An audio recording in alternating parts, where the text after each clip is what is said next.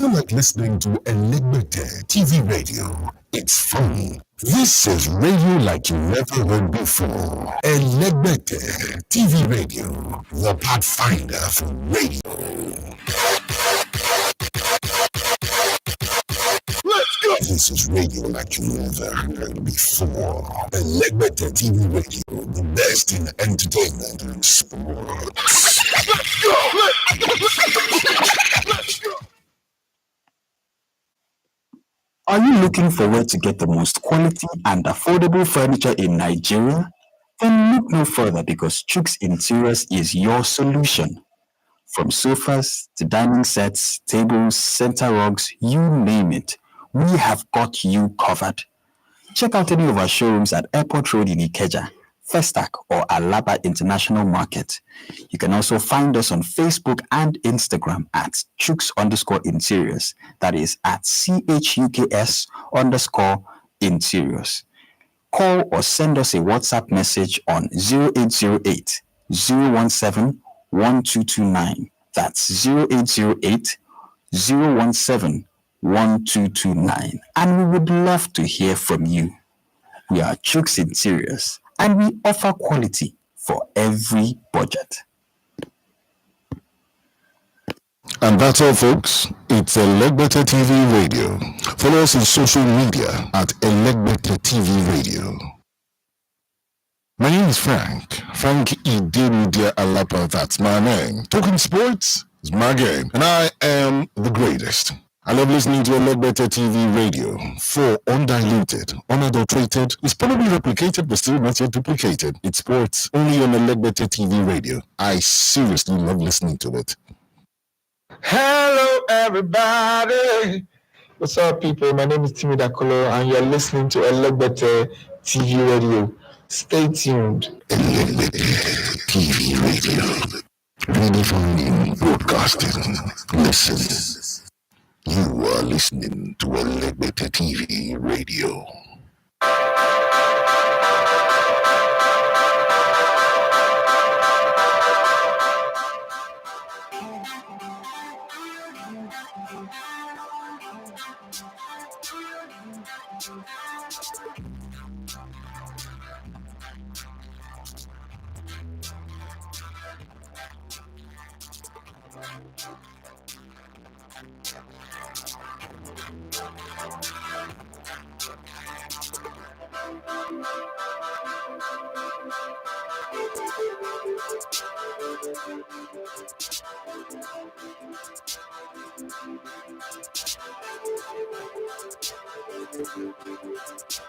All right, good morning and welcome to the Sports Buffet on Elegbete TV Radio. My name is Daffy Matthew, so you love to call me the Elegbete One of Sports. It's a showtime.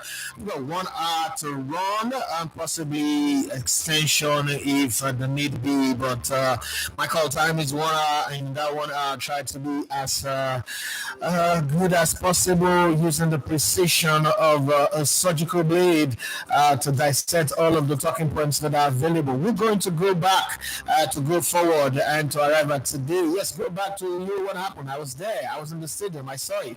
I saw the team. I was an early bird. Okay, so from Thursday, the upper week, we were already in the row, and then Saturday, another batch of my crew went in, and then on Sunday, I turned up, and from Sunday, after the Tuesday Kong event, it was straight up Super Eagles, and we were committed to letting the coach and the NFF and the players have their way. Some misinformation that people are carrying that the media was a distraction. No, it wasn't. And I'm not reading brief for the media. You know me, I will take on everybody. And then again, there's also this misinformation or miscommunication that a lot of people are carrying. Oh, Finidi George is Elebete's guy, is his bro, so we will not tackle him now. So if you follow my history as a football analyst, one of the things you should know is that I always take side with coaches. Stephen Ketchy, 2013, Samson Sasia, Sunday Lisa, Gernot Rohr for 5 years, Joseph Pesero. I always give you the benefit of at least 5 to 10 games, because anybody who knows football knows that one game is not enough to judge a coach, not even a club coach. Arteta have been given 4 years to prove himself. Pep Guardiola came in and didn't win a title in the first season, but nobody shredded him. Eric Ten Hag was given one whole season to prove himself. The same way with every other manager. So it's the same thing with Finidi George. So it's not an agenda, and the rush to want to tear down an indigenous coach is too quick. Let's not be there. But having said that, it doesn't mean we will not dissect, analyze, question his selection, his ideology, his philosophy, his style of play. It doesn't mean that we will not do comparing of notes. So let all that be out of the way, and then we get that sorted, and then we move on into the conversation. Yeah, what happened in Enugu? The people who are promoting agenda would want to tell you something different. Yes, everything that happened, there was the good, the bad, and the ugly. Okay, no incident, nobody died. That's one. No injuries that have been reported so far. That's two.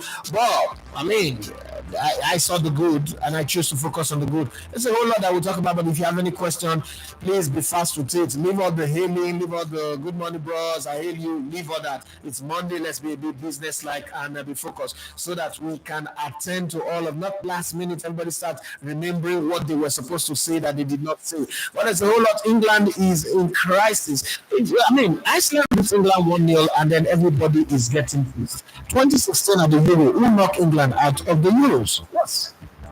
It was same Iceland. So why is everybody acting like O-level Iceland? I don't care. How good is England really? England are they really that good? They've given Southgate, now this is his 7th year on the job. It's been to one Euro final, one World Cup semi-finals, one Golden Boot winner at the World Cup, and then that's all. But hey, England have played in only 2 or 3 finals in their entire history. In 1966 and 1996, if I'm not mistaken, against Oliver Bierhoff, England, Germany, where they lost the finals. If my memory serves me right, or probably my memory is playing tricks on me. And then just recently, I won against Italy, where they lost on penalties and vilified 3 black men, Jadon Sancho, Marcus Rashford, and Bukayo Saka, as the villains of their failure, plus all the drama around the stadium, the stampede, the whole people who didn't have tickets, who was gate crashing, and a lot. Okay, so it's funny how English people are getting angry that Iceland beat them in a friendly. What's the big deal? Is England really that special that they are unbeatable? I don't know, but hey, whatever it is, we will talk. That's the most important thing. And let me rush straight to the conversations that are outside of our space, which is the transfer center. I hear a rumor that what's it called? Paris Saint-Germain are back in for Victor Osimhen again. Chelsea are looking at Victor Osimhen. Yeah, they could do player swap. A player plus cash deal, but at the same time they're looking at the salary and saying salary demand is so high, it's on the high side. Okay. Well, we'll see all of that anyway. Whatever time permits us to do, we will do. So it's going to be a little bit fast. It's going to be a bit rushed up. So please, if you have questions concerning what happened in Enugu, I'll answer to the best of my knowledge. Questions concerning Uyo, I will answer to the best of my knowledge and ability as well. And then you can also, focus on today's game. We're going to play 5 p.m. In case you're not aware, 5 p.m. is the time for the game. Nigeria would be hoping to do 1 over Benin Republic. Venetra also, I spoke to him a couple of minutes ago, and he said, I want to beat Nigeria. I want to show them what they are missing. I want to let them understand that if I was handling this team, we would be top of the group right now. And I want to do it with Benin Republic. And he's my guy, but I said, Coach, let's be very honest, Benin Republic have nothing on us. So you guys cannot beat us. And he said, we shall see by 8 p.m. Call me by 8 p.m. and we'll have this conversation again. And I said, okay, no problem. I'll call you by 8 p.m. And if you lose, please pick my call. And I also spoke with Finidi George. We had a very long back and forth last night. And I was telling him, Coach, no need for all this drama that you're doing, all this post-match drama. You don't need it. Answer the question that they ask you. Explain the best way you can. One of the things you need to know is you've been in this football all your life, from Calabar Rivers to Sharks to playing Super Eagles, going to Ayers. You've seen fans behave this way. You've seen the press behave this way. It's not new. So don't be all touchy and picky or personal. Okay, it does happen. And then this is the age of the social media. Everybody will question your selection. You're not going to be able to please everybody. If you started Boniface and we still didn't win, people will say, why didn't you start on Wachu? So I don't care what people say. You are the ones that will have your way. But let your having your way way provide result for Nigeria. Once you don't provide the needed result coming off the back of how things have been, people will complain. And he said he will try. Okay, he will try. I hope he tries and he get result. I'm wishing him well. I mean, I'm one of those people who said I don't want him to take the job because the job is a poison chalice, but people didn't understand. When this job was made, I remember I told you guys we might not qualify. That was the word might. It's an understatement. Unfortunately, the group is so open. At this point, I can still beat my chest and say, okay, Nigeria have a very strong chance of qualifying because the other teams in the group are not really running away with it. Like in some of that group, I mean, there are groups when you look and you tell yourself anything is in fifth position is out of it. In the Egypt group, for instance, the team in fifth is Ethiopia, and Ethiopia played 4 games. Egypt have played three games. They are 9 points. You cannot be counting on Ethiopia at this point, even though Ethiopia have 3 points, 3 draws and 1 loss. They have 3 points, but you cannot, in good faith, say Ethiopia have a chance of qualifying. It is not possible. In the group that have Senegal on top there, Senegal played 4 games. They have 8 points, and then the 5th team in that group is South Sudan. They have 2 points, 2 draws and 1 loss. You can't also be saying they would qualify. Then in Group C, Nigeria is in 5th position in the group, 3 points, 3 draws, all games that they played in the group. But then when you look at the team at the top, is Lesotho with 5 points. A win today for Nigeria, for instance, and results in other places going Nigeria's way means that Nigeria could be on the top of the group, and from there on, they will lead the way wherever they think they want to go. But it's a long drive. It's a long drive. Morocco have played only 2 games. They've got 6 points, and the team in 5th position is Congo, who's played only 1 game with 0 points. But then you can't bet that they will qualify. Seychelles, for instance, okay, no, let me not go to Seychelles are in 6th position. Gambia, my friends, my guys with good fish, have 3 points from 3 games that they played, 1 win and 2 losses. And then Ivory Coast have 9 points from 3 games. You can't bet on Gambia. So it is only Nigeria who are in 5th position. You still can put your smart money on that they will qualify. But then with the players, see how it is. I spoke with Ahmed Musa yesterday as well. I said, I didn't even call these players and tell them what it means to play at the World Cup. Your greatest highlight is playing at the World Cup. You are seeing you are the Nigerian with the most number of goals at the World Cup 4. So have you called the players and tell them, look, this is what it really means? Because everybody in this squad have not played at the World Cup. I don't care what they think they've won at club level, they've not played at the World Cup. Okay, maybe Kelechi Iheanacho, people say 2019, Alex Iwobi, but these guys were bench warmers. These guys, you can't even remember one pass that they make at the World Cup. So I'm just saying that there is something to play for them, and if they don't seize that as their own opportunity at moment, it is up to them. But let's look at transfer windows, and then I'll come back to talk to you about that team and then what happened in Enugu and the information that I have, the research I made. But why did Elegbeleye, Benga Elegbeleye, the chairman of the league, in a very, very important match, title deciding match, jump on a plane and went to Cote d'Ivoire with the Super Eagles from Uyo when he could have been in Enugu, focusing on his assignment? That's something that I really want answers to anyway. I wish that once their tenure ends this time around, they will flush them out because they don't understand what it means. People who understand what it means to run business should be put there. They don't necessarily need to understand football. They need to understand business, because sitting in business suits and being able to tie up deals and then forcing money into the league is what we need right now. So let's talk about the transfer window and talk about people who know how to spend money, who know how to make money and spend money.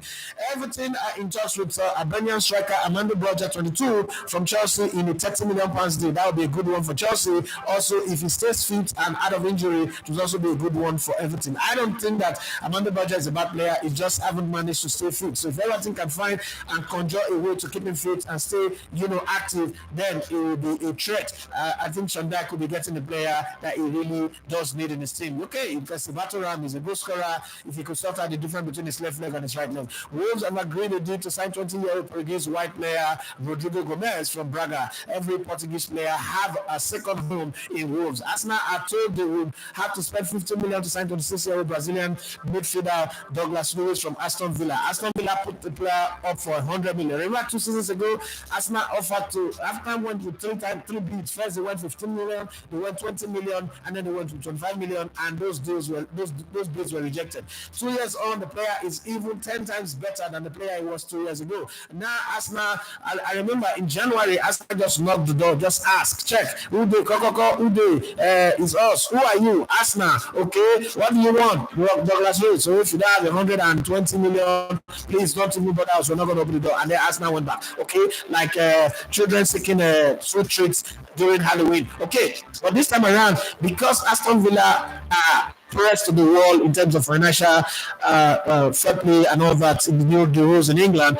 They are pressed to the wall to the point where they need to sell to sign players, and they're going to play in the Champions League, and they know that they will not sell Oli Watkins unless you're going to bring in about 120 to 130 million. It's rated higher than Victor Osimhen right now for them, for Aston Villa. So the Douglas Luiz is good for me. I think if Arsenal is able to get Douglas Luiz and let Thomas Partey go, Arsenal will be set. But then they still need to get a striker. That's my opinion. Whatever you think, you can tell me as well. Manchester City are set to make England midfielder for 2024 the highest paid British player in history by raising his salary to 375,000 per week. I'll bet my life once that contract is signed, this boy's career is off. He will not play ball again.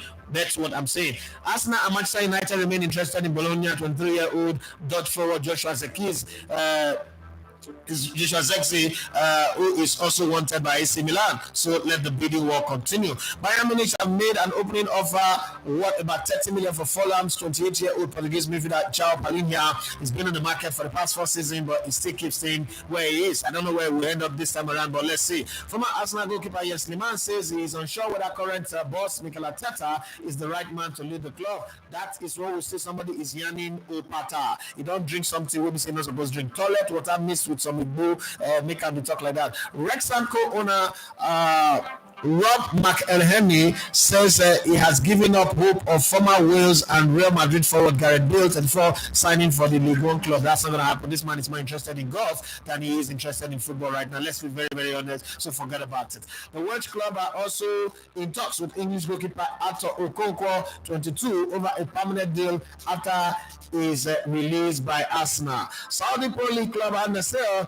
are in talks to sign 34-year-old Poland goalkeeper Wojciech Szczesny from Juventus, according to Fabrizio Romano. Newcastle want to sign another striker this summer, but they also have to sell. Former Barcelona boss Xavi would like to manage in the Premier League, but he doesn't know what club he will be managing if the offer comes, because almost every club that suits his plans seem to already have a manager that is there for long term. Probably should wait to the end of the season where Pep Guardiola will decide I'm no longer doing again, and he will be willing to go. Well, I don't need to look at the news headline from the European newspaper, the English newspaper, because all is about the Iceland defeat and the selection, the team selection, who would they use to start. The Euro starts on Friday, don't forget, and all of that. I don't even want to bother about that one. Let's look at Nigeria. Let's come back and talk about Nigeria, and let's start from the game that happened on Friday on the 7th of June, and then from there we can trek forward and then come to the games for the game for today. But let's look at the Nigerian South African game a bit and go back to whatever. I'm just going to be here to answer your questions, but for those of you who did not watch the game, this is how Nigeria started. Wambali was in goal, Bright Osai Samuel was in right full back, Kami Bassi was centre back with Ajayi, Shemilogo, Oluwa Shemilogo Ajayi, and Tanimu Ibrahim was at right full back, Batisai was left full back. And then in that midfield of 4-4-2 that we played, you have Dele Bashiru, Ndidi, Uwobi, and Hianacho, who was a liability, Paul Anuachu and Lukman. And then for the South Africans, it was also a 4-4-2, okay, but it was flexible, it was moving, it was losing shape, going to 5 at the back at any given time. Williams was in goal, the same player that they announced to us that was injured. And then you have Mudau on the right side, and Ingenzana and Mvala at the middle. And then you have Modiba, who also was on the left-hand side. And then you've got Tao, Pesi Tao. He was a menace, but he was substituted somewhere in the game. And then Mokwena, Sitole, Mokwana, all of them through the middle. Then you have Zoane, who scored the goal, and Reina also up front. That was how we all set up ourselves for that game. So I am open to your question, what you want me to answer from that game. I was there, and I had a beautiful interview, very, very beautiful interview with Shemi Ajayi and a few other players. I chose, somebody asked me, why did you choose to interview the unpopular players? Is that the ones that we were given? No. So we were given 15 minutes to interview players, and I just had to make a judgment call. Who have I not interviewed before? Everybody was expecting me, Victor Boniface. And I told my crew, we're not going to do Victor Boniface. We're definitely doing it later. There's going to be time for that. But I think the best thing for us to do, like I told them, the best thing for us to do is to get a player that I've not interviewed before. And Shemi Ajayi is one of the players that crossed my mind, and I decided, okay, that's the one I would interview, and it was good. It was a good one. It was a very short time, like 5 minutes or so, but I enjoyed it because we spoke away from football, away from the team. It was a judgment call. I think I explained that in one of the videos that I did. And then the other players, I just felt like, you know what, if this guy is becoming hit and everybody's searching for them, they would obviously, my interview will be at the top. The time is going to come where that's going to happen.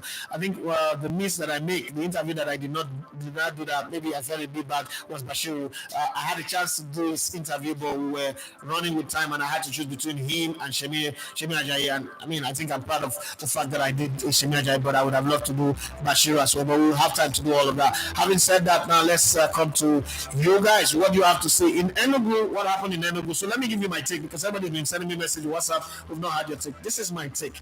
So listen, those of you who always, once there is a stampede or there's an issue in the stadium, you just say, oh, this is the reason why I don't want to go to stadium. Please, let's be very, very clear with the fact. In the last 10 years, more people have died in church in Nigeria than anybody have died in the stadium. More people have died on the road. More people have died plane accident than anybody have died in the stadium in the last 10 years in Nigeria. So let's be very honest. The English Premier League that you love became what it is after 96 people died in the Hillsborough disaster. 96 people in one single day, one game. So while I'm not excusing anything, I'm just saying that the stadium is not a graveyard. The stadium, when you put 20,000 people in a place, it's not even a church. It's not a place where they are giving lecture. 20,000 people in a place where passion, energy, emotion, everything is running wild. People are smoking, drinking, taking everything.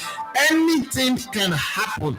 We should always know that. And then sometimes when these things happen, it's not because, oh, the league is not good. Yes, the league has its problem, but that's not the reason. The reason is these are the kind of things that happen in the stadium. We saw the documentary on Netflix, Wembley, the finals, right? We saw what happened with the crowd. We've seen in Italy, we've seen in Germany, we've seen in France, we've seen in Turkey, we've seen that a derby could not hold in Argentina, and it was taken all the way from Argentina to Estadio Bernabeu to play. Boca Juniors and River Plate. These are football histories that of recent, not even from the 80s or 70s or 60s or 50s. These are recent in the last 10 years, all of these things that I'm saying. So let's not always be too quick. Oh, yes, this is why. And then when Finidi drew 1-1 with South Africa, oh, this is why I don't want indigenous coaches to be there. The Oyibo coach who did there before draw the first two games. If they not draw those two games by now for this 7 points. So I don't understand why we are too quick when it comes to Nigeria on, and then everybody wants to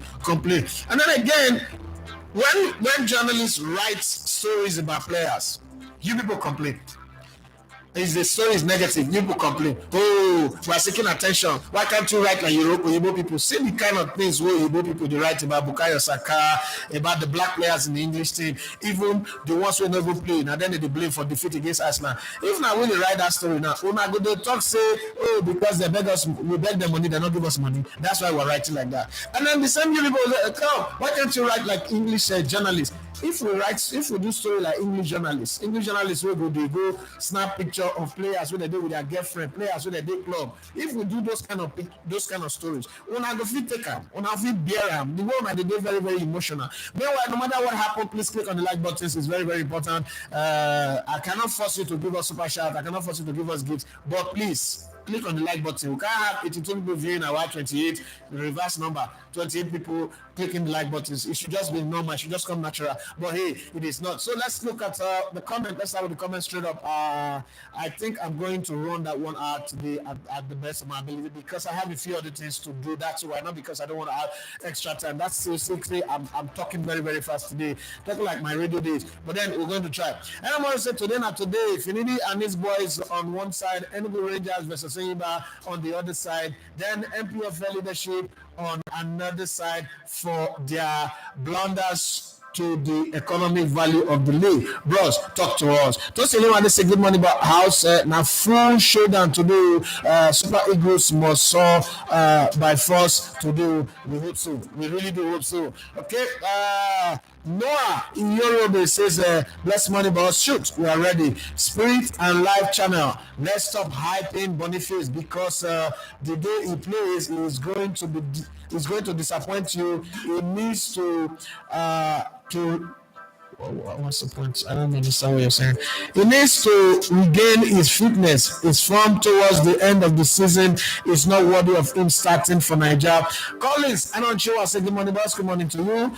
Collins, I don't sure I say we need to win today. For sure, we need to win. And then Collins, I don't sure I wanted to say let us like and promote our brother. All right, Monica has to say, Osamingo Vredo, Tosulimani say, how do we deal with the space in the midfield? We've got the quality players that can handle it. Okay.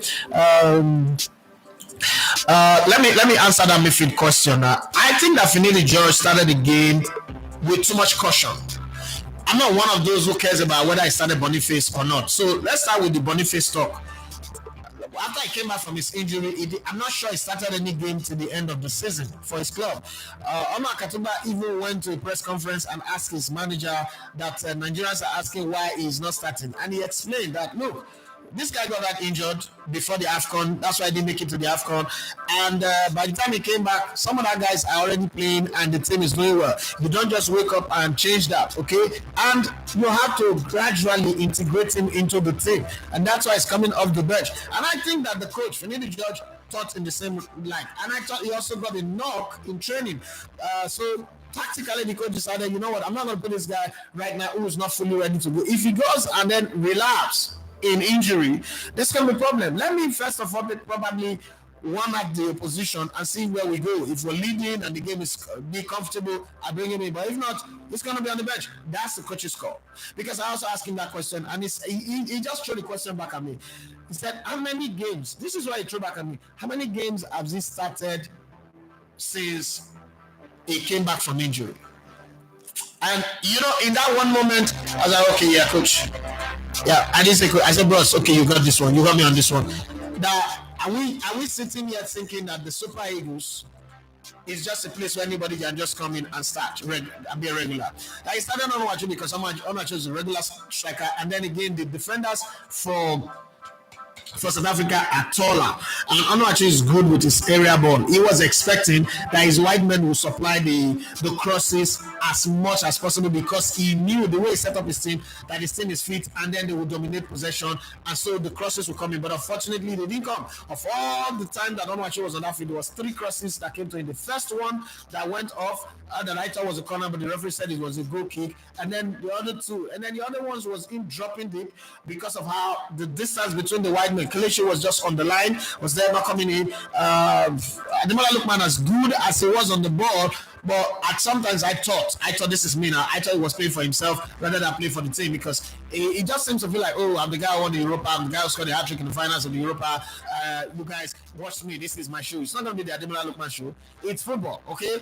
And football requires team effort, okay? Even in that final where he scored 3 goals, he wasn't hanging onto the ball the way he was hanging onto the ball in the Nigerian South African game. I'm not. This is not me shitting on him. And I think that Alex Iwobi actually did way better than I've seen him do in a lot of games. But I think the coach made him sit too deep in the first half because in the second half, when they brought in Alassane Yusuf, and I think it was Rafael Odipa, if I'm not mistaken, there was more liberation for him when he went on and replaced Bashiru. There was more liberation for him. You know, we could have scored the second goal if Terry Murphy only just chipped that ball because the goalkeeper was William was already on the ground, but he tried to go around him, and then the man's long outstretched arm was better on the ball. Probably was looking maybe the goalkeeper's arm would touch his leg and he'll get a penalty, but that didn't happen. So that's for me about the midfield question. Okay. I'm with a lot of people who think that the coach got it wrong in that area. We're playing at home. We shouldn't be cautious. We shouldn't be afraid. We shouldn't be playing with fear. We should start a game on the front foot. But again, one of the beautiful things that I like about the game is the fact that we played with an intent to attack in the second half of that game, and I saw some very good transition. You know, we went off the low block, I went forward on the front foot looking for goals.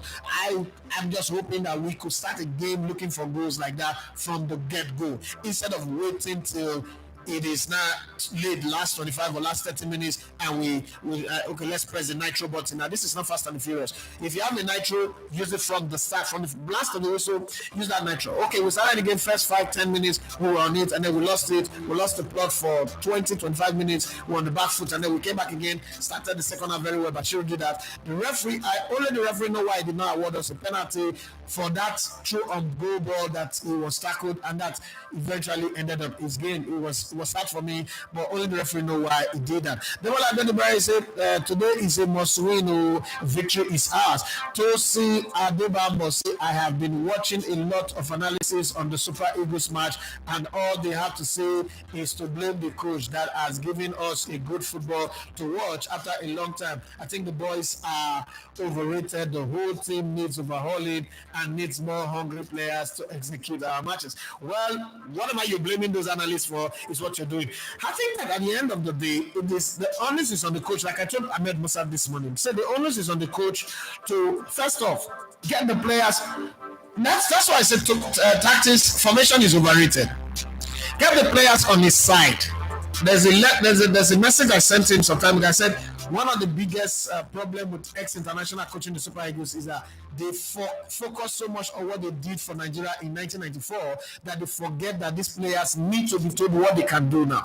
And so that's what Kid Olise said. Olise is a great coach, as far as I'm concerned, but he was so focused on himself. All the players that I've spoken to about Olise have not said he's a bad coach, apart from probably Mikel. And you know, Mikel's shooting on everybody, so it's not new.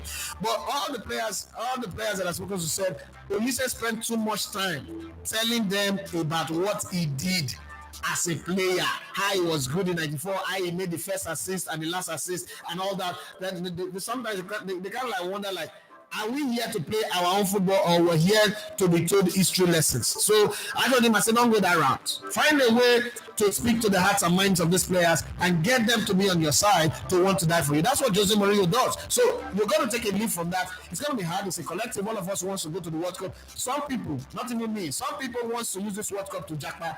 And so if you are not going to make it work for them, they would hate you for it. And any result that comes out that is not aligned with that jackpot spirit would make them, tear you apart and expect it. I told Finidi all that. So he should not be surprised when people are shredding him. But then the shredding also will not do us any good. So let's be patient with him.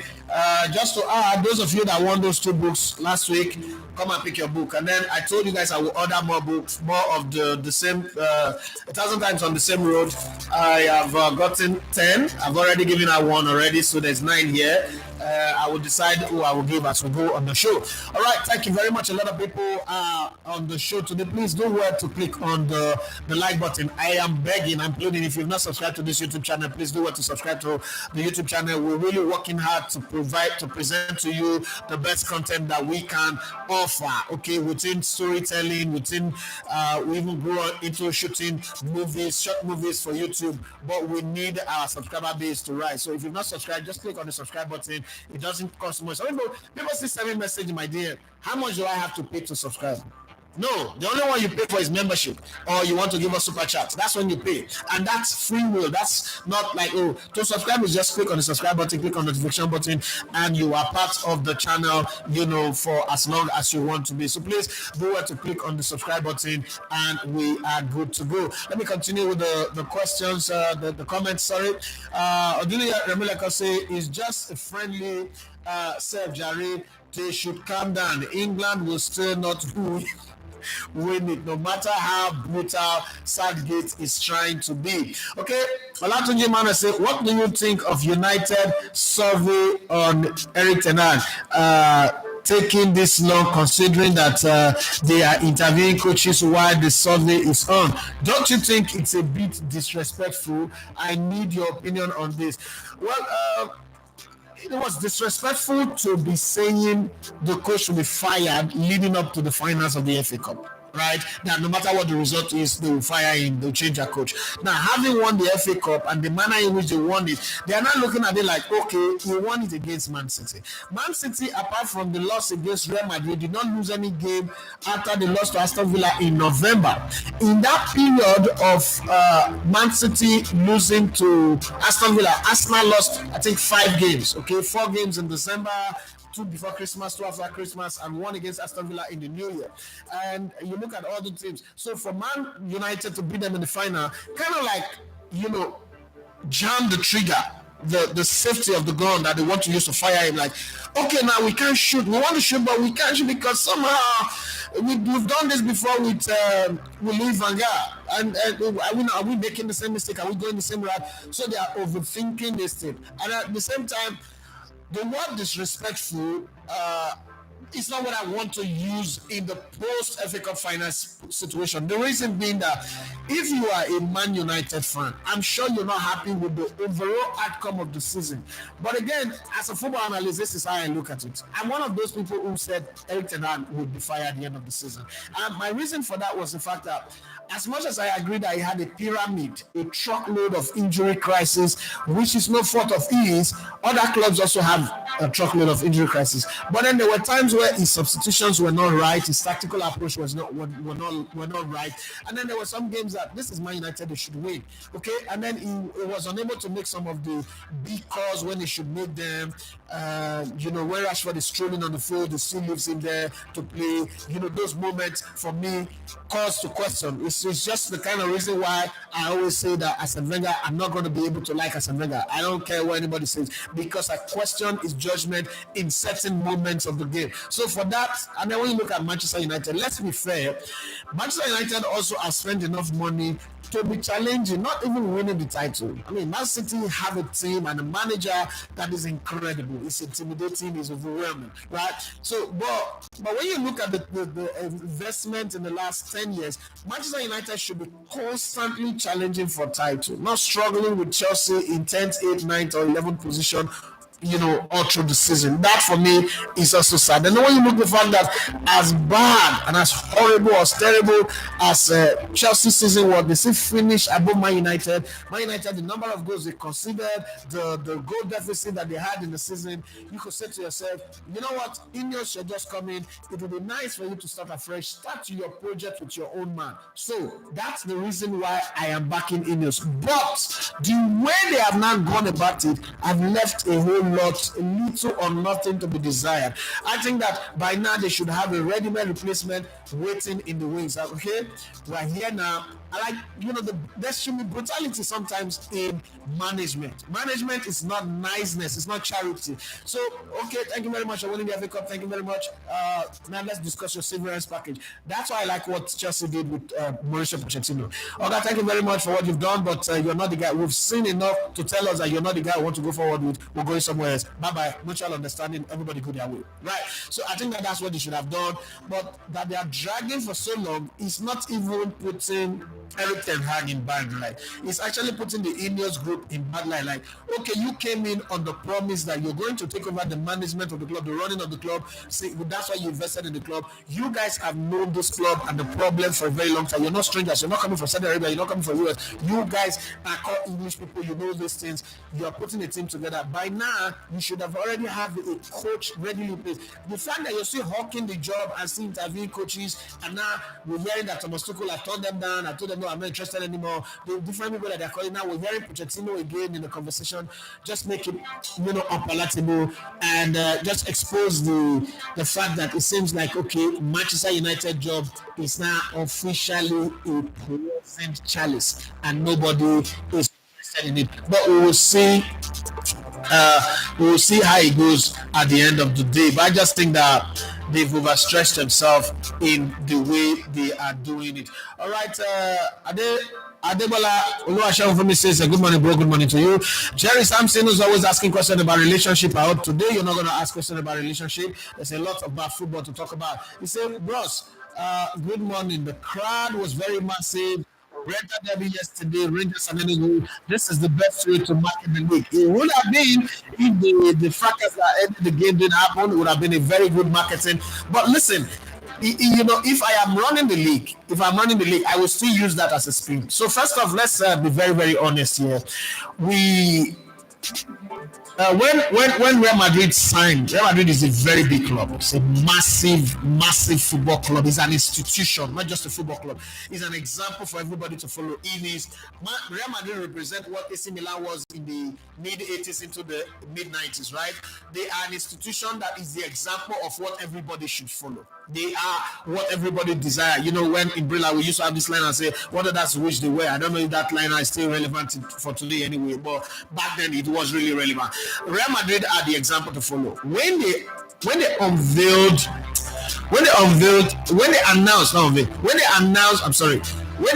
the signing of Mbappe after winning the Champions League, their website crashed. And in that one moment when I was thinking about this, like a club as big as Real Madrid do not have the backup server to keep the engagement that is required, good, but that has showed them something. So let's look at history a little bit. Every disaster, every problem have opened the gateway for better service, a better solution, improvement in humanity and in everything that we do. So let me cut it short so that I don't drag us too long and take us to relatable and relevant history that we can remember. The Hillsborough disaster, where 196 people died and over 100 of people got injured, led to what is now the Premiership that we enjoy. But not just only that, it also led to the redesigning and reforming of stadiums, not only in England, but across Europe and not the world. Remember that in the 80s and 90s, all stadium was open belly up, facing God. So if you go to the stadium, sun will beat you die if sun they shine. Rain will kill you, will soak you if rain they fall. If snow they happen like that. Then we start having covered stadium. Some part of the stadiums are covered. Look at this Stadium Bernabeu was open before now it's covered. The Alliance Arena. The Olympic Stadium where I was last October, that was the former home of Bayern Munich, was all open. But now everywhere is covered. Before the way stadiums are built, it's only the state boards, the media gallery that is covered. Now all stadiums are getting covered. And then the US have also followed. If you go back to the clips of 1994 World Cup, all the stadiums from Foxborough to Dallas to every stadium, they were all open. The Yankees, all of the stadium. But now you're having the Sophie Stadium, all of the stadiums, the Mercedes-Benz Arena in Atlanta, the SoFi in California, all of the stadiums in LA. All right, all of the stadiums are now getting covered because of problem. When 9/11 happened, 2001, and the bombing of the Twin Tower happened, I don't want to agree that it was Osama bin Laden that bombed it. I'm not one of those people who would ever agree on that one. But let's leave conspiracy theory today. Let's just use it as a reference point. The moment that happened, if you've ever traveled before, like before 9/11, 2001, and after 2001, you will notice how airport security have changed, how the transition of people have changed. Remember, even visa changed. Before, somebody would travel, a twin would travel with a passport. Remember then it was just the passport on top of your passport picture, photograph on top of the space, the box that is provided. They were not digitally created. The visas were not also having your picture on it. You could not send it by DHL to your twin brother. It was a very common practice back in the day. They will lift the picture and put their own picture. You could even send it to somebody else, put it there, create ID card and the rest, go to the airport with your valid visa and travel. How they used to do it then, we don't know. Now you realize that they stamp you in and then they stamp you out. So when they check it, but back then it wasn't like that. All that have improved airport security, migration, everything, right? The same way with medical situation, when one problem happened, advancement in science and research and all that. So this thing that happened, there is the good. What is the good? It has shown that Nigeria can actually pack a stadium. It happens in Kano, it happens at the Cathedral, it happens in Aba. Port Harcourt have not woken up yet, but this is what a good PR from the league, Elebele and Davis Nowumi, would have done with it if it didn't end that way. First off, they would force Rangers to announce how much they made from gate tickets. So From eyewitness, there were more than 25,000 people in that stadium. But I'm not even going to 25,000 people. I'm going to stay with 20,000 people. And the ticket is 500 naira, right? So 500 naira at 20,000 people, it's 10 million naira. Now let's do multiplier effect for some good reasons. So if Rangers were a title competing team, they're competing in the league for the title, it means that more people would always come watch their games, right? So let's peg it at 20,000. So we don't allow the over 5,000 that were on the terraces as part of the grid of football business. So let's just peg it at 20,000, which is the available seats that is available in the stadium. That puts Rangers in the driving seat of making 10 million every home game. But I'm going to give depreciation value, and I'm going to be very brutal with the depreciation value. So let's say they don't do 10,000 all the time, and they don't do 20,000 all the time. So averagely 10,000 people are able to make it to the stadium, which is now 5 million people at 500 naira. 5 million multiplied by 19. Okay, by 10 first you have 50 million. Or that by 9 you have 45 million. So 50 plus 45, that is plus or minus 95 million. 95 million naira is what Rangers would make at the barest minimum. At the barest minimum. Don't forget that if it is at 10,000 every game, every home game, it's about 190 million, right? But I'm trying to be, very, very, very, very moderate with it. So I'm giving room for games where they will get 10,000, and there's some other games where they will get like 3,000 or 4,000 fans. But then I'm creating an average of 5,000 per game. So 95 million is what will come from gate tickets. That's minus merchandise. Those people will buy their jerseys, they'll buy those whistles, they'll buy all those things. The people who are trading, who are selling drinks, who are supposed to come in and make a special payment for having access. We're not even counting all of those now. The people who will serve, the hospitality people who will serve the VIP area with special made meals, we're not counting all of those now. And that's only in one stadium, 95 million. Let's stay with the 95 million for an entire season. How much will they get from winning the league? Right? And then their sponsors will also get value of exposure to that number. And because of that engagement, their YouTube channel would also grow exponentially. Their Twitter, TikTok, and the rest will become monetized. Do you know how much all of a sudden this same league that we say is not good enough, this league is shit, this league is crap, this league is not productive, you know how much that would produce for the league? And once that money start coming in, it means that they can sign players from anywhere within the budget that they have, and then they find a way to grow it again. They cannot go from 500 to 1,000 if the crowd become consistent, because again, pricing is another way to control crowd. So if the crowd is too much, you raise the price up, right?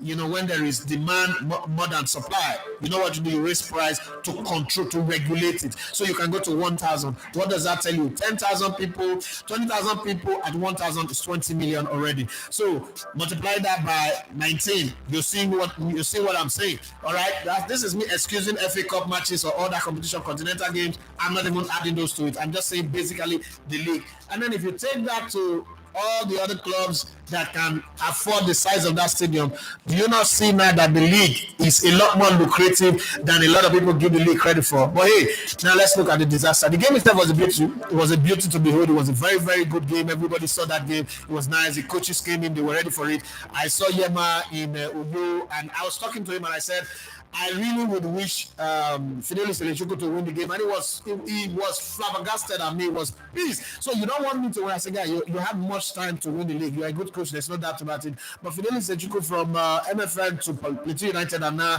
he has been the nearly man. It's about time he wins it, and it's also good for his story. It's also good for Nigerian league. It's about time he wins it. You assisted last season. You guys won it. You can come again and win it. There's nobody arguing. You're one of the best coaches right now in the league. But just Fidelis Selechukwu, and he said, Fidelis Selechukwu won't win the league.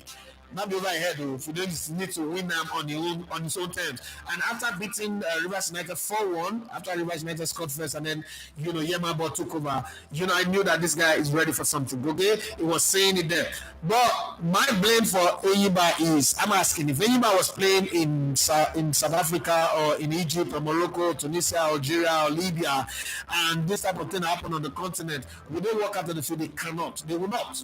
They know they will not. So why do it in Nigeria League? me. That's one of the problem I have with Enyimba. Now let's talk about the security challenge. Well, if the game had not gone into that whole melee, that small penalty melee, which, let's be very honest, in a game that doesn't have a VAR, in a game of this nature that doesn't have a VAR, that is as it is, there was contact, like it or not, there was a hand of the Mbappe player. You can call it soft, you can call it minor penalty. When there's a VAR, he goes back and watch that, and he will give a penalty. Because the man throw on goal was obstructed. Whether you like it or not, there was a little obstruction, and you obstruct a goal scoring opportunity.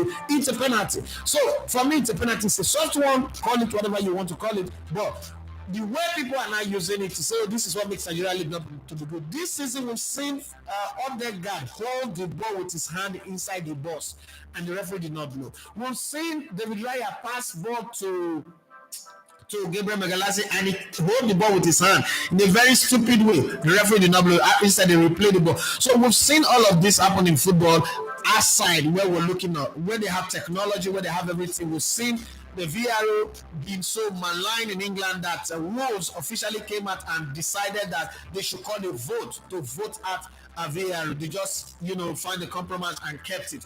My point here is that was a very great advertisement for the Nigerian League, if I am permitted to call it that.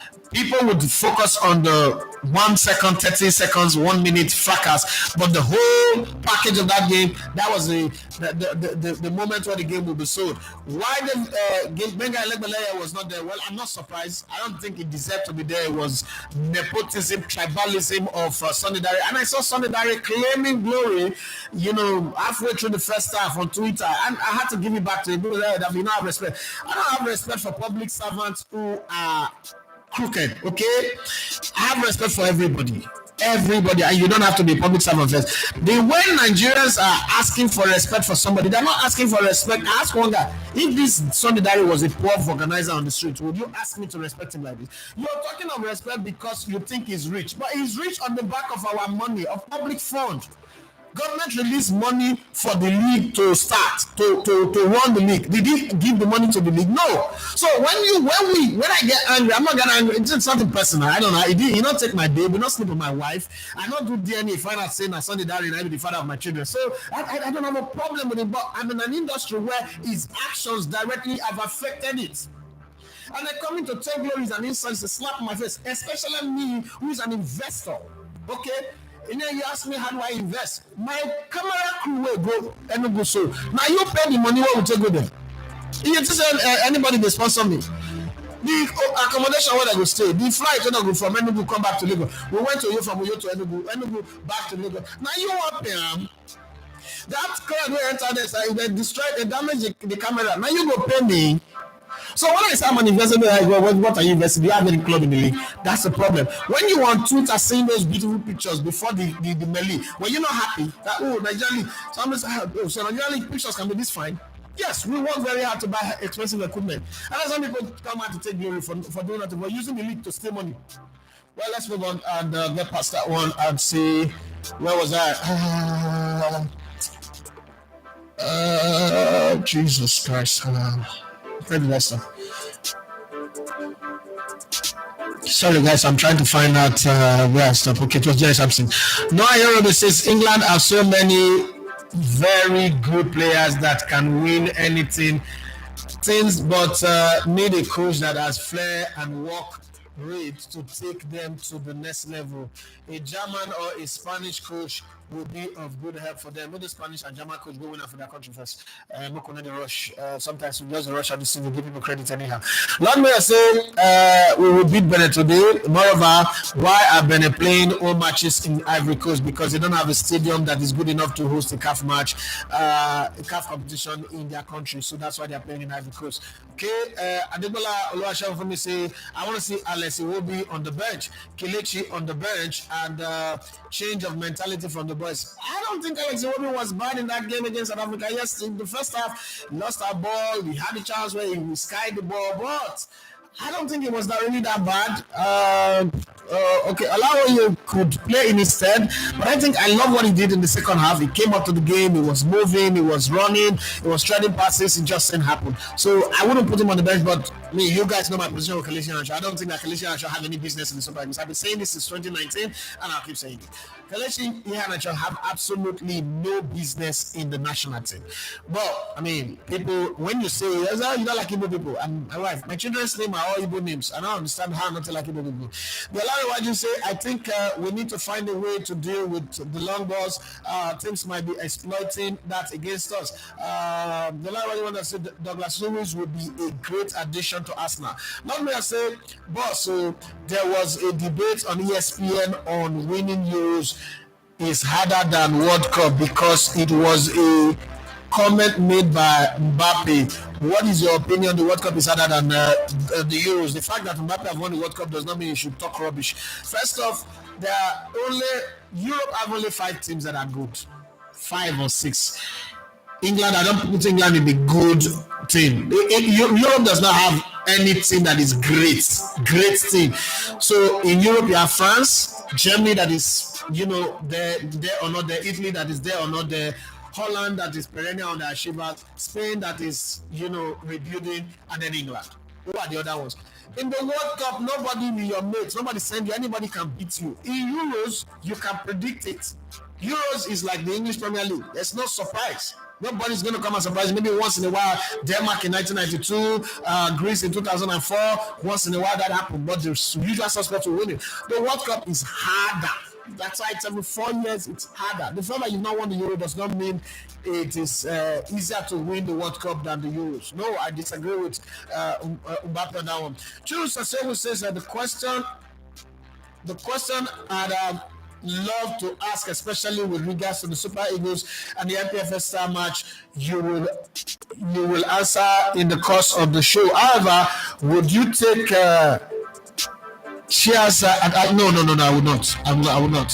I would not, because I think that there's this thing about him. He's this 45% type of player. So 45% of the time he will give you 100%, but the other 55% he's not interested. He's like Antonio Cassano. You know that Antonio Cassano have the talent of Kaká, Ronaldo da Lima, all he won, Alexander De Pello, all he won. But he plays when he likes. You know that thing they say, on his day, he's a killer. No, I don't want a player who's on his day. When I was in Brilla, when we have conversation with young people that will just audition, and I tell them, listen, this job, there is no such thing on my day. On my day, I'm the best. There's a guy we auditioned. His name is Ebuka. I always talk about that guy. He came for audition the same day with Dogo Francis, Yinka Sports, and himself. He was the best of the guys that we audition, because when we do audition, we do training. I just personally take it upon myself to do training. Not like nobody send us, because they don't do training for me. But I felt it was needed.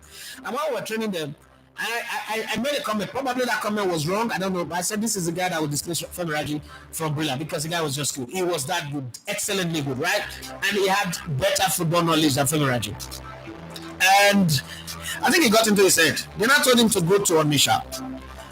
And if you know Brilla very well, Brilla does not fly anybody. So he said he wanted the flights, he wanted the plane ticket, blah, blah, blah, blah, blah. A car should be waiting for him at the airport. This is a new intake. So there's nothing wrong with him demanding for that. Now we have come to realize that Gen Zs would do that. But that, it was new. It was 2013. It was new. And everybody was shocked, and they told him to go. And he went on to not do it. Okay, let me fast forward to when I started this journey in 2017. A certain Emmanuel Sebastian reached out to me on Twitter. Said, I want to learn how to be a sports presenter, reporter, analyst, and possibly a commentator. And I said, okay, come around, I'll teach you what I know. I was starting on my dining table at the time. Another guy came in, and then another guy, Kamal also came in. And when they came in, the other guy, I've forgotten his name, about Sheglaw is his Twitter handle. And, I was grouping them. Emmanuel was too quiet for my liking. I had also groomed Emmanuel 18 in 2010. And this Emmanuel Sebastian was giving me the Emmanuel 18 vibe. And I wasn't interested. So Emmanuel 18 is pretty brilliant, but doesn't have the energy that I was expecting at the time. But it was just this kind of guy. Emmanuel 18, if you know him, is a likable person, right? So I was looking at him and I was telling him, like, this Emmanuel Sebastian is too slow, but he was committed. he was willing to put in work. You know how they say hard work beats talent? He was willing to put in the time, put in the work, committed to come in, and then he won me over. But the other guy who knows sports, who seems to really know it, seems to feel like he has arrived. Like, my name who won't teach me work, so they help me. Like, you with the sack, you just say, they help you, they give you, they come here to call them from me, they form like say you don't arrive. So you can come anytime you like. And I told him straight up, I said, you can't make him on this job. It's not 2 ways. 7 years later, Emmanuel Sebastian is the voice of the Nigerian League. Very, very fast. If you know our industry, very, very fast. And I hear people always say, "Hey, after you now you put that guy for the no." He got there on merit. He's good at it, and everybody accepted. And he's been doing it since. Is there room for improvement? Even me, I have room for improvement. I see many things I need to learn. So yes, there's room for improvement. But Emmanuel Sebastian have earned the right to be there. That's because he's willing to work hard. And I still think he needs to work more. I mean, I'm always over demanding on him. I think he needs to do more. I just think that now that he's even doing the league commentary, he has forgotten that there's something on social media that he needs to be doing. And I wish I could slap sense into his head. But let's leave that side of the conversation. So sometimes you look at all of that and you say to yourself, that's what Chelsea is. He's the kind of guy who thinks, oh, I'm very, very good. There's no need. No much time. All those Ebenezer behavior. Arsenal does not need that kind of player right now because Arteta is building a team that everybody is willing to work. You don't want to have a guy in your dressing room who doesn't work and every other person is working and be like, what the hell is going on here? What are we doing here? Are we really here to play football or we are here to serve the Lord of the Ring? So Arsenal does not need him. Is he talented? Yes. Is he a good player? Yes. But he's not. He's 45 of the lot. And 45 of the lot is not what Arsenal need right now. That's something I would not be able to, as a coach. I don't think Arteta, who's shown everybody that he wants to be a disciplined guy, he wants to put the team first, he wants to put fitness, dedication, commitment to the bunch, to the group. He even went as far as planting a tree, that as the tree grows, the team grows. Now you want to go and bring in one guy who doesn't even care, he can go and piss on the tree. No, I don't think so. I don't even see that happening anytime. Not when I say I don't want Douglas Luiz at Arsenal because he's more like number 8 than number 6. For number 8, Declan Rice is playing there. No, Declan Rice can play number 4 or number 6 or whatever. And what makes it good is you want to have somebody who goes and somebody who stays. The two of them can exchange. You're not wanting the Douglas Luiz here. It's not even needed. Your opinion is not needed. Nobody call you. If they sign him, I go jump up over. I go so actually I go back Arsenal jersey. No, I didn't put their name for my jersey. I'll put my name good, but I go wear special Arsenal jersey for that reason. What are you saying? Come over here. She's say I saw a video of Mbappe's room at Real Madrid and I was gobsmacked. As a former player and club administrator, do players have their own rooms and flats and a club building? I was very impressed. Okay, so that wasn't the club building, that was a club hotel. Okay. Mbappe have earned the right. He's a World Cup winner. They are preparing him for multiple Ballon d'Or. Florentino Perez run football different from every other person. He's earned the right to be treated. Again, when you want a player to go from, remember Cristiano Ronaldo, even though he won the champions, the Ballon d'Or in the English League, he wasn't really, I mean, people are still saying that he's not a Premier League legend. I've had that conversation, but I think it's a stupid conversation. But the audacity to even have that conversation in the first place. But when he went to Madrid, you know, it was a case of Esther was black. When Esther went to Madrid, established, right? Because it was settled. So what Florentino Perez is doing is saying, I'm going to elevate you here. I'm going to show you things. Forget the money that they gave you because he's taking a pay cut from Paris Saint-Germain. Try and understand that. Forget the money they gave you. Those guys only have money to throw at you. I'm going to make the Mbappe brand so universally big and massive that you go to fear. Because Mbappe now should ask himself, when did he ever make a tweet or a post that the website crash? But that just happened. That's a signal first. That's the first signal. Like Mbappe, you have come and there is a God in the land. Okay? So all of those things are the aesthetics that they use. You know how to say he was wowed, right? They wow him and give him a reason to say, oh, but let's go and die there. Now Madrid with this one. Because this is a World Cup winner. This is not an upstart. This is not some guy that they brought in from the backside of nowhere. This guy is a World Cup winner. This guy is a brand mover. This guy is a guy who shows up and the entire galaxy is aligned, right? So you need to also move the universe for you to show that you can measure up to him. I was telling a friend in one forum that I'm in, and people are talking about money. And there's something I said to them. I said, listen, we're all talking about this money here, and we will call this money like we have it. None of us to have this kind of money. You got 2 billion, 5 billion. You don't have the money.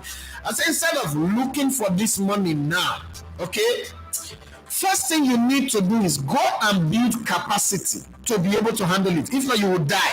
The money will kill you. The money will show a side of you that even your parents, everybody who raised you, will not be able to identify you anymore. So that's the same thing with football. When you bring in a small player, you put him where he belongs and he will grow. But when you bring a player, a universal brand like Mbappe, you can't drop it now. You can't drop it. You see the story about Messi, because Messi was living next to, what's the name of this guy? This investment guy that's always on social media. Messi's house is 2 blocks away from his house. The price of his own property has shot up. People keep coming to him every day that they want to buy his house. He doesn't want to sell, but people just want to have the bragging right. I am next door neighbor. They share friends. I am next door neighbor to Lionel Messi. So they keep making him offer times 4 of what his house is truly worth, but he's not willing to sell. His son now have the bragging right of going to school and saying, Messi, I stand in my balcony and I'm seeing Lionel Messi on the other side, right? And I'm saying hi to Lionel Messi. He's doing Instagram live, and Lionel Messi and his children are playing ball on the background. So that for him is a thing of pride. So that's the kind of level that they put Mbappe on. It's a good thing. But I mean, second division, I play for Sweden. I play for Nigeria League. We don't have that kind of clubhouse where all of us are crammed in the same place. I was riding bicycle to training in Sweden until halfway through the season. I had to buy a car, and it was just normal Russian, normal Swedish Volvo. Sorry, and it wasn't a big deal. You're not going to put me in the same conversation with Mbappe. Come on. We're not on the same galaxy. We're not living on the same planet. This is not me being humble, but this is me being honest. Well, humble, humility is not my thing anyway, but we're not on the same galaxy. Okay, I don't like that. You say 69 views, 25 likes. Okay, we'll get past that one. Olaf, please, guys, help me click on the like buttons, but at the same time, click on the subscribe button. Subscribe to this thing. If you enjoy what we're doing, let's build this community and take it to the next level. Olaf, say, boss, good morning. Thanks for blessing us with fantabulous pictures from the Oriental Derby yesterday. If the club and league management do their job properly, we will have a better league to watch. Thank you very much. I'm honored. Demola Ibrahim say, is Boniface injured? I think I've answered that question up already at the beginning. Duni Remileko say, I watched another angle of the decision of yesterday game. The ref initial blow for an offside. Now he raised his hands up to even signify that the player was in an offside position. I no can understand. Okay, Odini Remileko say why the Eibar players acted that way. That's something that they will need to answer for, and I'm sure the league body will need to look at all the clips and then deal with it. I think Eibar should be sanctioned. If I will award 3 points to Rangers, no matter what happened, I will award 3 points to Rangers in that game. Marola Ayodeji say the Renta Derby waiting happened was them abandoned game. Also, Remo lost away from home. Are they now out of the league race? This is the drama we want for our league. The drama is good anyway. Remo losing away was sad. I thought it would get was a draw, but that didn't happen. So the pathway is clear for Rangers to go win the league right now. For all of the efforts of Amobi, I think they deserve to win the league. And if Oyima chose to walk away from the match, then they are the ones that will be sanctioned. Okay, Olafa to say I was telling people yesterday on Benny Boye's page yesterday that it's normal to happen in football, so everyone should calm down. Emma Idiot says, good to be here again. Afternoon to you all from Bangkok. How you doing as well as Bangkok? As the food? Let me know the thing I want to ask. Not me, but that's Saka Matataya Misha. But Saka choose in poison by himself. So no Lily. Me too. I know the feel for him, but it's just the English media the way they do that things. But people will say we will do like that. But we will not do like that. That's all. Alex, we will be mental health. We are not disturb his mental health. Okosha will not write one long love letter and make us look like say we are bad people. I mean, some more we learn from those people. So much that they do now. We're not going to take up. I love what they say.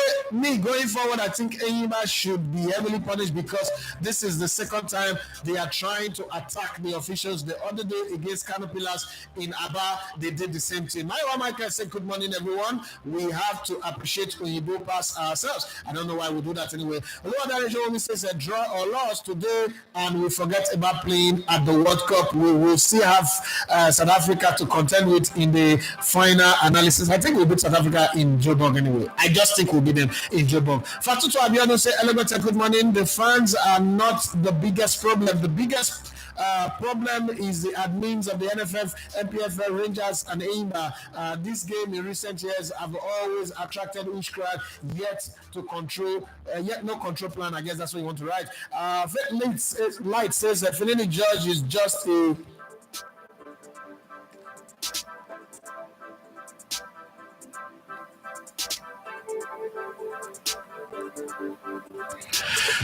Okay, so first off, those choice of word by faith are not allowed in this place. But for the sake of the final question you ask, you can't come here and call the coach of the national team a bastard. Okay, so respect yourself. This community does not allow that. So Chukwueze, if you're not aware, came into camp and went for his grandmother's burial. Chukwueze came back to camp on the day of the match. So before you talk, you should ask questions, and you can actually ask sensible and intelligent questions without being stupid, without calling people bastards. I think it is very, very out of line. Having said that, that's why Chukwueze did not start. Chukwueze went for his grandmother's burial and came back on the day of the game. As a matter of fact, Chukwueze came in when the team was about going out, and he just joined the bus, left his bag at the reception. Somebody else had to take it upstairs to keep it until after the match. So there are certain informations that you don't have. Don't just be too much in a hurry. This same Chukwueze has started matches, and we all said it wasn't good enough. So let's not be too quick to call somebody a bastard. That's too much to throw out there. You can put up an intelligent questions and you will get the right answer. Not me say, Madam, please, we don't use such words. Please remind them. Osuju Chijoke say, my name is Coach Prof, the AFCON UAE Technical Committee Manager. Please, I saw you advertise some of my players before. Please, can you tell me why NFF cannot petition CAF on that referee? The cause were... So, you say you are a referee, you are a coach, and you are a UAE Technical Committee Manager, so you should know a lot about how these things work, right? So the match com is the one that will write a match report, and in the match report, things about the referee will be there. The match, CAF also have its own representative. If CAF needs somebody to petition for them to see that thing, then CAF does not know what they're doing. I think they have their own representative, they have their independent assessors, they have their referee assessors, and match committees will write, and then CAF would also view the clips of the game. So you know how this, your position that you mentioned here is too advanced for me to give a response to the question. I think you already know. Josie Ogumona says our last 6 World Cup qualifiers has ended in a draw. Okay, the last 4 of the game ended 1-1. We considered first in our last 4 World Cup qualifiers. Good for statistics. Thank you very much. Mayowa Mike, I say you and Jackpa, my boys, they wait for you. I'm not going anywhere. I'm here. I'm never going to Jackpa, so I'm not bothered. Osunju Chiloke said the referee was too biased and was acting a script handed in by our executive in CAF. Do you have evidence to prove that? Is big shame. It's a big shame. I guess that's what you want to write. Big shame, disgrace for him not to call his linesman to ask what really happened, and even after. Well, there is no VAR in the game. You should blame CAF on that one. Referees don't always call their assistant referee to ask questions. They get called by VAR, and from there they move on. If that is not available, you're not going to blame the referee for that. This is a split-second decision. Yes, I think the officiating was bad, but the tantrum you're throwing is bigger than the call. Okay, so let's remember that. Precious Yellow, I say good day, boss. When's the link for membership? Can't seem to find it. Once you open this page, you see a word that says join. You see subscribe, notification, that you see join, subscribe, notification. Click on join, and that's how you go become a member. Okay, that's where you get the membership thing. You just fill it and make your payment, and then you are a member. So the Julio can say, after we lost the player to that tackle, why should the referee not review that decision, even to ask for a phone with internet to... Who made you a technical committee? Who put you for there, Oga? Who put you for that committee? Jesus. The Larry says we need to be patient with Finidi. We can't continue to sack every coach now and then, considering that we don't have money. Toselimade says that Tenini guy was not attacking minded. You know what kind of distraction they give him? Lami say, do you really think that Super Eagles will qualify? I told you the other day that I prefer Amunike and I will stand by my view. Stand by your view. Go stand for Junction. No problem. Amunike failed with under 17. Why should I trust him with the Super Eagles? Amunike that failed to qualify under 17, that failed to qualify under 20. I should trust him with the Super Eagles. Are you really serious right now? I mean, the start with them. Go start. Don't be starting for Junction. Maybe start with them. Tell Russia Sokorisha to be the starting for you. Just they say that backfall looks like more or less like a backfire. That Tamil guy plays like a CB. He's a centre back. Damile Raja says, seriously, in my opinion, a draw against South Africa is not bad result. The draw against Lesotho and Zimbabwe is the big deal. We did crucify Pesero with the draw against this lowly rated team. No, if you need in our own, Nigerian man, then we must kill him now. Now our usual winner. You don't know the way they do our things. Lord Mayor say Ineos preferred candidate is Gareth Southgate, but we haven't accepted. That is why. Okay, more good the way to Gareth Southgate for Manchester United. Right, a relegation on the battle. Lord Mayor say accordingly to Gabriel and his ESPN. I don't understand. What are you saying? Tangu John Cano says who plays for Eagles? They will saw a goal for Iwobi today. Man, I'm gonna write this in English. I've been thinking in French and writing in typing in English. Maybe not translation. Okay, the Alariwa say Man United are not decisive at all. I won't be surprised if they leave him there only to sack him mid-season if they start getting poor results. Spirit and Life Channel say Nwambali, Tamini, Ndidi, Basi, Osai, Samuel, Onyeka, Alassane, Dele Bashiru, Kelechi, Murphy, Lukman. Are you aware? Are you sure that Dele Bashiru is already fit? That knock was serious. So I saw him; he was padded. So I don't know if he will be fit, but that's your selection. Raji Moshud say Amobi even did more than enough to bring back the glory days of Rangers International. Course man prepared and even had steward at the stadium. The league organizers failed them. Why did they allow fans on track? That's what the league organizers. That's them. If you're selling tickets, you should know the capacity of your stadium. Once that capacity, you should lock the gate. That's the rule. I mean, it happened in Oyo. Once the stadium not full, they lock the gate. So that one is on Rangers anyway. Letting Democrats in because they want to take money. It's on Rangers. If they go sanction, they'll sanction Rangers for that one, for that crowd. Okay? Smith and Live Channel say, score prediction 2-1 to Nigeria. Omar Robosa. Used to have one on Robosa. That guy, they wrong. Robosa Nilogi. Hey! Can't hear you, please. Check your audio. Is it true, guys? Is it true that you guys can't hear me? Because I am so loud in my ear, it feels like I'm shouting. Tosilima, they say, Omar, the audio is fine. Kindly check your connections. Thank you very much. Okay, I can hear you now. Mona, they take it easy. Epa, Mona, they take it easy. Not put me under pressure. Because if you say, I don't know what to do. Okay. Janice Samson said, bros, during 70s, 80s, Nigeria used to go the stadium to watch league match across the country. What changed? What changed was that we had a 25 years of break where we allowed the generation to change. Those people where they go stadium that time, all of them don't, many of them don't die.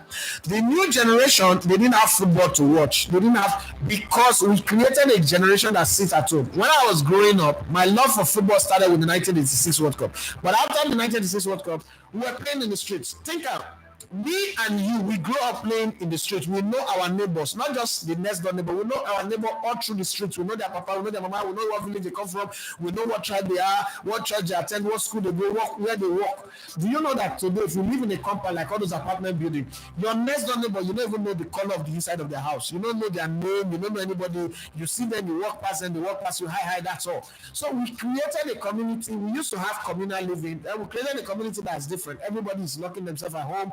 I was in the stadium, and a boy, this should be about 6, 7, or 10 years, let's say 10-year-old boy, went to go and ease himself. The papa was in panic mode. When he came back, the father was scared. He shouted, do that again. And I said, Oga, why you there this age? You don't know how far you they trek, they go school, they go farm, or they go do run errand. And he said, no, life has changed. I said, no, life has not changed. Now me and you change. Now me and you decide, say, everybody want to kidnap our pikin. Even when we know nobody know us. Okay? Life, I used to trek from Okma Street, from SSA Road to Ogonibe for primary school. I used to trek very far to Ossie College to go to school. But today, my boss go carry my children come for go school, now I go carry them come back. So times have changed. Now they sit at home more, they press phone more. In that 25 years of this happening, they got addicted to a league called the European League. Don't forget, say, when I was growing up, English football, even me that was in the UK, English football was so ugly, we call it police football. Anybody will follow football. We used to call English league the pool league. Pool office league. It wasn't a league that anybody loved. The German Bundesliga, the Italian Serie A, and the Dutch league were leagues that we love more. And then we watched the French league because a lot of Africans were there. And then the Belgian league. Nobody was interested in the English league. But then it became the generations of today now was sitting at home every day. DSTV came in from Bob Television in 1991 to DSTV. And then, I mean, some of you don't even know what Bob Television is. All right? To what we have now and all the mobile application and everything, the streaming. Now people don't go to the stadium anymore. That's the reason. And in that period, our league also died. Our league diminished. And administration was poor, quality of players were poor, investment was poor, economy wasn't good. That is what happened. Nothing more, nothing less. So now again, we're trying to, if you look, some of us are trying to resurrect it. Me, I'm doing what I'm doing because I enjoyed the league growing up and I played in the league, I survived on the league. I think I should play a part. And other people are jumping on it. If we keep doing it again, you think if we have full stadium like we have in any group across Nigeria over the course of one full season and another season, sponsors go to beg now. They go be down the beg that please, I want to put in $100 million in this league because we've seen the numbers. And numbers they roll back now. Once that money comes in, you invest it in improving stadium, improving facility, paying players more, doing a whole lot more. The story is different. The story is different. We're just waiting for the consistency of these numbers to be there. It's just like, okay, now I'm a YouTuber. I can't tell a sponsor to come and put anything on my channel. You know why? My numbers are 15,162. So I don't know, we don't need that one. If I get to 150,000 subscribers, for instance, 150,000 subscribers, I won't even need to. Sponsors will be calling me to say, look, we just want our logo on your live stream. As you do your live stream, put our logo at the bottom. Or we want to share our link to be in the comment section, our link to be in the description section. It's as simple as that. So it is numbers game now, and unfortunately the league have not consistently shown the number. We always get this type of numbers once in a while. And when we get it right, then everything will come good. That's just the way I say it anyway. Lord Mayor says, the boss, your camera quality on your videos are elite. I love watching your videos as well.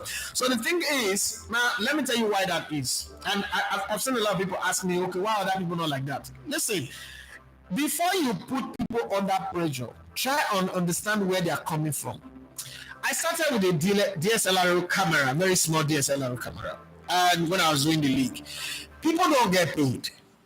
If somebody was doing TikTok, shaking breast, people go down contribute over 100,000 naira and give them on this live. I'm just giving you an example. If get the shake yash, you'll see the money where they give them.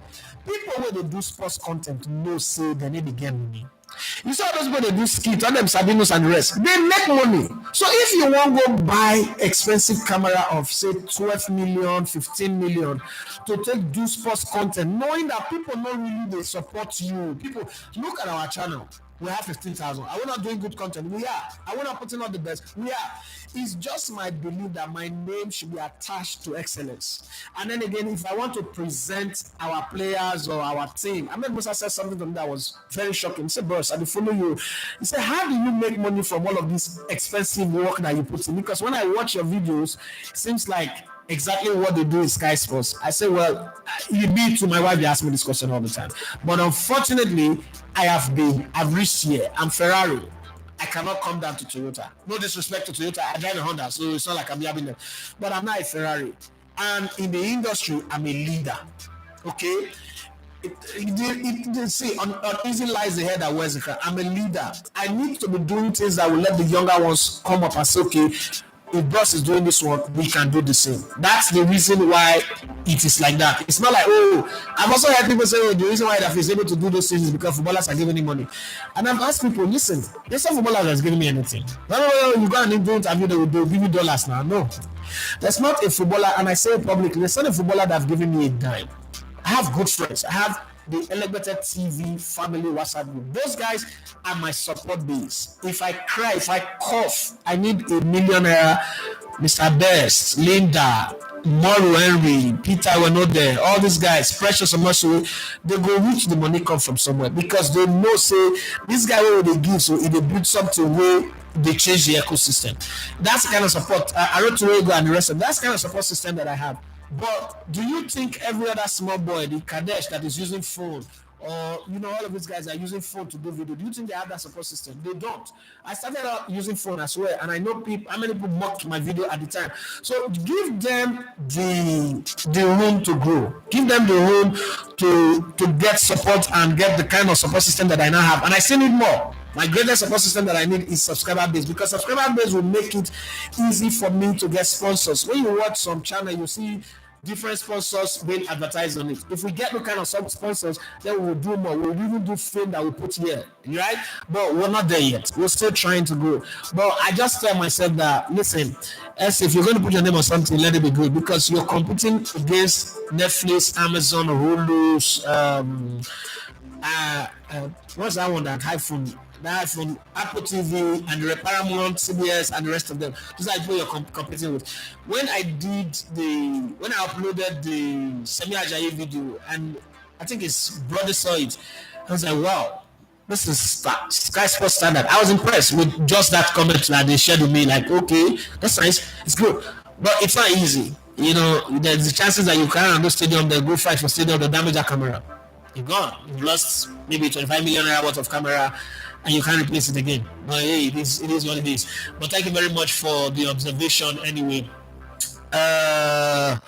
Where was I now? Obarado Robusta says, talking about the Nigerian League, the stadium is always jam-packed when Brendel Insurance plays. I can't forget Tom Alabi, Victor Obano, Roland Ewere, best defensive midfielder ever, John Bull, Edeki, and the likes. Wow, good old days, man. Those guys, we grew up on those guys.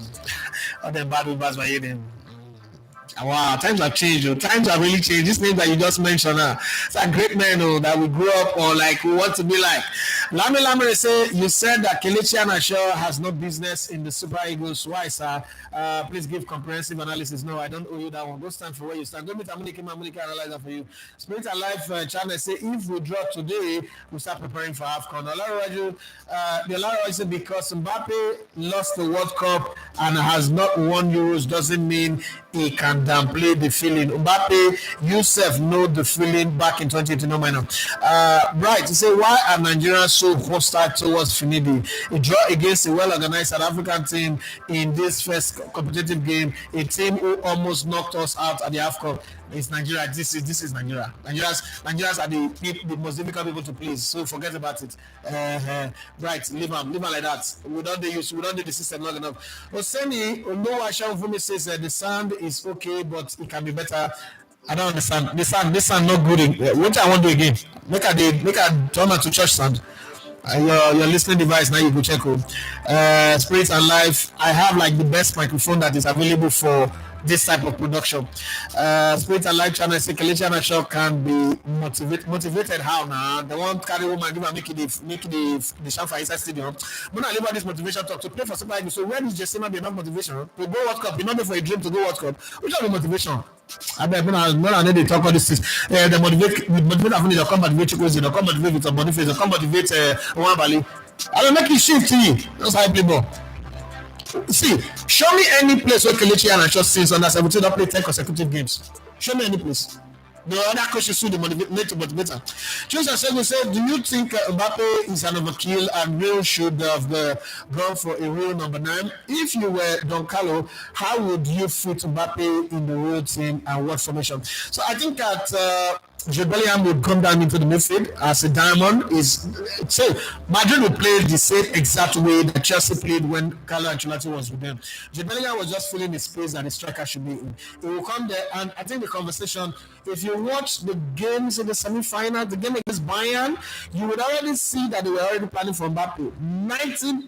75% of the time in that game, Vinicius Junior was crossing into the midfield, and Jude Bellingham will go wide.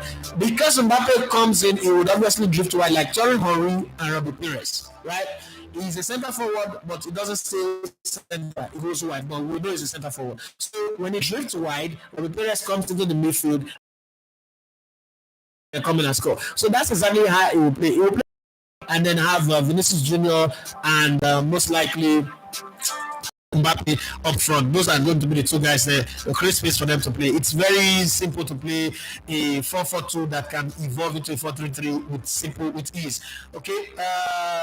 Precious yesterday, I was opportune to be on a Facebook Live watching the match. I was countering every negative comment about the league. I was really proud after the education we get here daily. Okay, Jesse Q class, say, boss, how do you think Finidi should approach this game? The same way I approached the game against South Africa, but Kelechi Iheanacho should be on the bench. I would start Terry Murphy ahead of Paul Onuachu. See, the thing about Paul Onuachu, and I've a long time ago. I remember here on this slide, you people accused me of having an agenda against Paul Onuachu. Paul Onuachu is another Richard Owobokere, it's another Mike Obiko. Scott Mongos play better than Rashidi Yekini, but when it comes to the national team, Paul Onuachu have this attitude. I interviewed him one time, and after the interview, I said, Paul, my problem with you is you think that whatever will be. In football, it's not like that. You know the reason why people love Osimhen? It's not just because of the goals that he scored. Osimhen is fantastic scoring goals on Nigeria. His goal per game ratio is excellent. But it is activities that make people like him. This is the age of social media.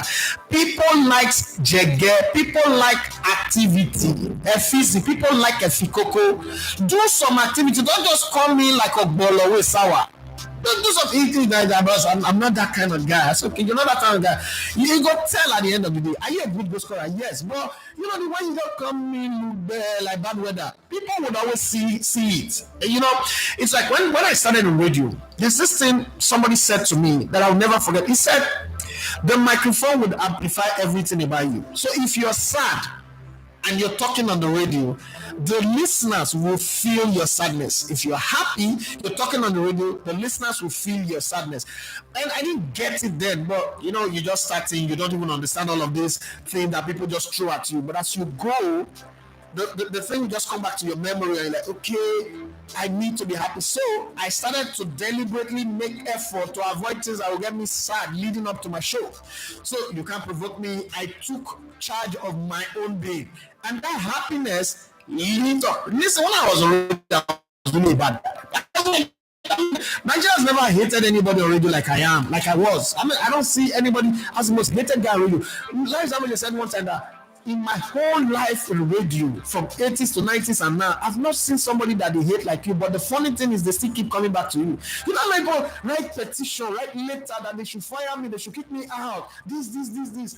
But the next day I'm on the microphone and the callers are still calling. There is a reason why. So I think that's what Paul Onuachu doesn't have. What in English, what they call the charisma, the charm. He doesn't have the charm. And unfortunately, that might just rub him off. I mean, we've seen it happen to a lot of people. Cole, Andy Cole of Manchester United. He didn't have the charm. He's a quiet guy. He's a mind your business kind of guy. He robbed him of his England career.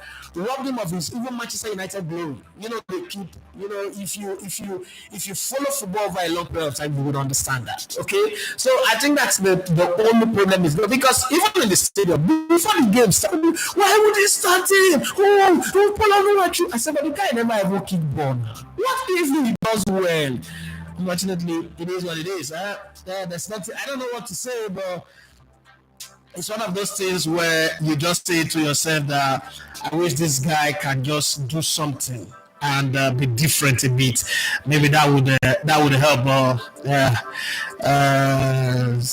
It is certainly. Although I shall say there is too much background noise. I don't know where the noise they come from, or maybe it's coming from inside. Spirit Alive channel say Kelechi Anacho. Okay, need to be motivated. No, okay. Chooks, as well as do you think Mbappe is an overkill and Real Madrid should? Okay, I think I read that one. I read this one as well. When did I stop? God.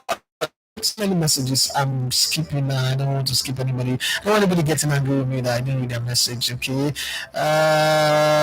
Ruben Umukoro. Hi, that means Ruben Umukoro say God bless you, bro. God bless you too. Mohammed Kora say kudos to you from Gambia. Oh, my lovely people, my good people of Gambia.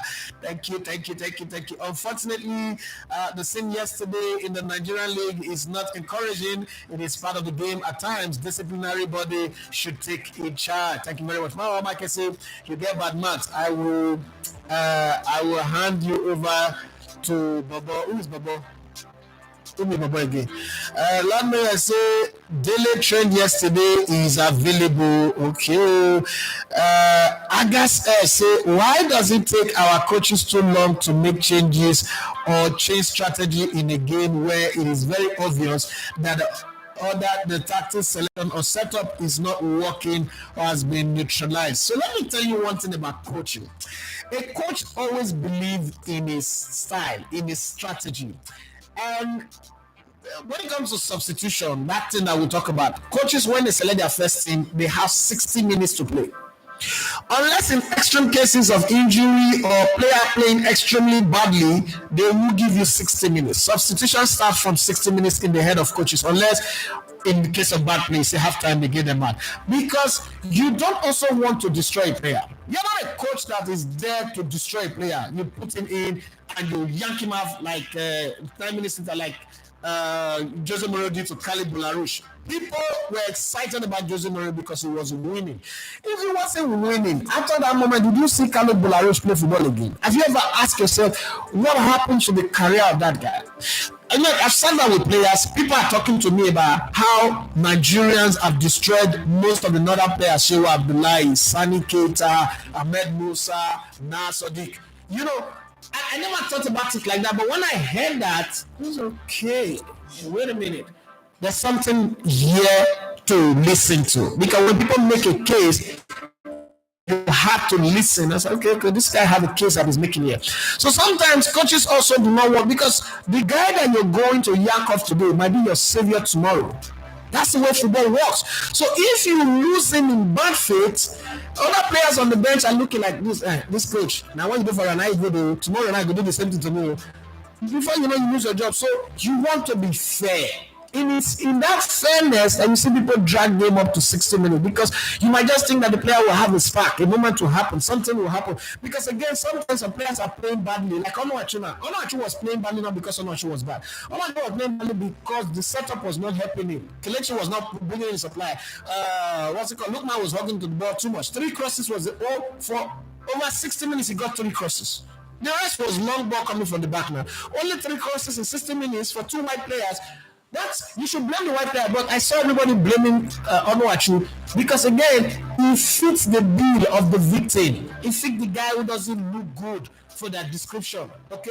Osako Okechukwu, so Iheanacho is currently having challenges. He's been having challenges all his life. If it's not injury, it is a woman that is blackmailing. Say, Iheanacho have been having challenges. If you want to talk about Iheanacho, since Man City has been having challenges. So let's not even go there. Iheanacho does not play well for the Super Eagles. He gets one good game and then goes for like 10 games, doesn't do well. It's been consistent. Show me 3 consecutive games where Iheanacho have played well. Anytime. Correct me if I'm wrong. Everybody comes to tell me Iheanacho have been having challenges. His best friend, Funny Bone, who's my guy. Everybody tells me he's been having challenges. I may retire, I may not play football again. Since so challenges he gets.